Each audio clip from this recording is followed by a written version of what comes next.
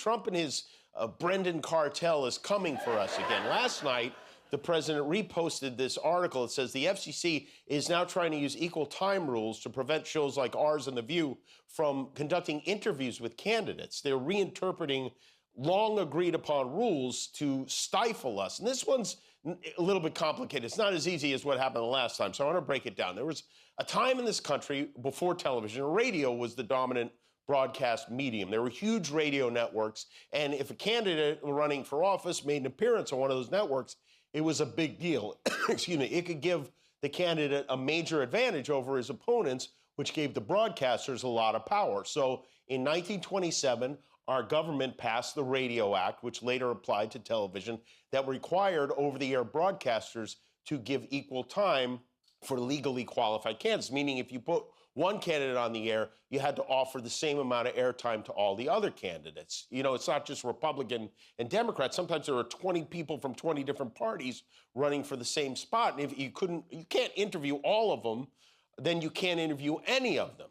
You following this, Guillermo? Yes. Okay.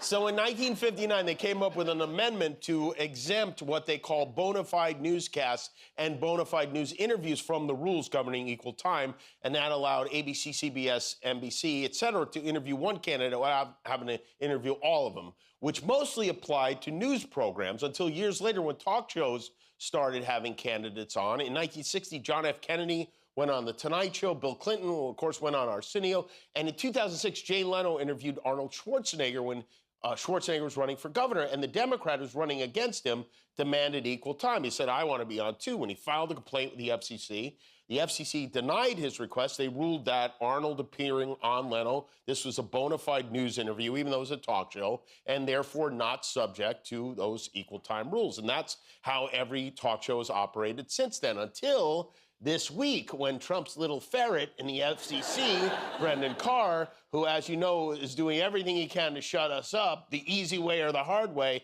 is trying to say we no longer qualify for the bona fide news exemption when it comes to interviewing candidates, which is a sneaky little way of keeping viewpoints that aren't his off the air. It's his latest attack on free speech, and it's a joke because this isn't the 50s anymore. Back then, there were only 3 major networks. Now we've got cable, we've got streaming, we have satellite, podcasts, social media. There are thousands of outlets now. Broadcast TV used to account for 100% of viewing. Now it's like 20%. There are so many channels doing, and some of them doing 24/7 Trump programming. Fox News, Newsmax, One America News, Real America's Voice. None of them are required to give equal time, but we are because we use the public airways. Equal time was designed to limit how much influence broadcasters have over a public opinion.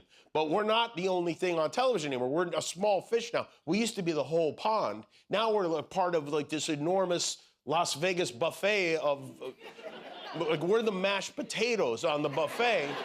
And the FCC now wants to mash us even more. They're mashing our potatoes, and I have no idea what the outcome of this is going to be. We'll find out, I guess, but whatever happens, I want to just point it out because it is another example of this administration trying to squash anyone who doesn't support them by following the rules. And we know how much respect these people have for the rules. I mean, just this afternoon, Trump posted this on his exclusive partisan social media platform, Truth Social. He wrote, record numbers all over the place. Should I try for a 4th term? A 4th term. Listen, never mind a 3rd term, he's on to a 4th. He's even losing the ability to count.